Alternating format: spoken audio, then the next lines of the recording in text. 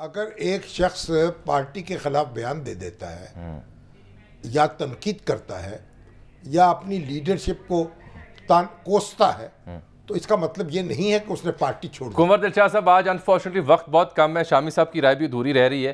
یہ جو فواد چودھری صاحب نے بھی بیان دیا، جو فرما رہے ہیں، اپنی وہ تشریح کر رہے ہیں، کیا واقعی کو بہت بڑی غلط فیصلہ، زیادتی پر مبنی فیصلہ ہے، یا یہی وہ محرکات جن پر الیکشن کمیشن نے غور کرنا تھا کہ ووٹ تو دیا نہیں؟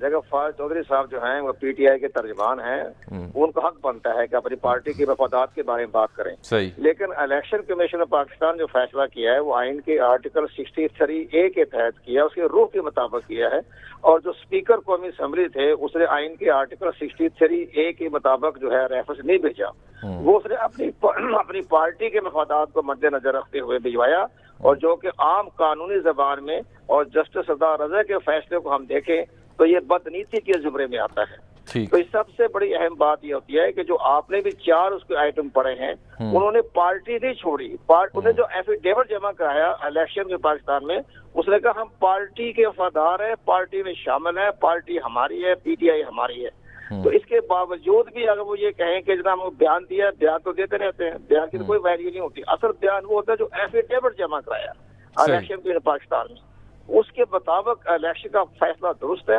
اب جو الیکشن کمیشن پاکستان کے خلاف سپریم کورٹ جائیں تو سپریم کورٹ فیصلہ کرے گا۔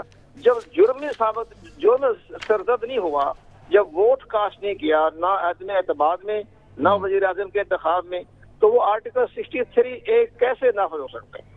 ٹھیک، بہت بہت شکریہ۔ اور سر آپ سے معذرت کہ آج میرا وقت بہت کم ہے، میں آپ سے انشاءاللہ اگلے پروگرام میں گفتگو کروں گا۔ بیوی روٹ کے میکے چلی گئی، اس کا مطلب یہ نہیں ہے کہ طلاق ہو گئی۔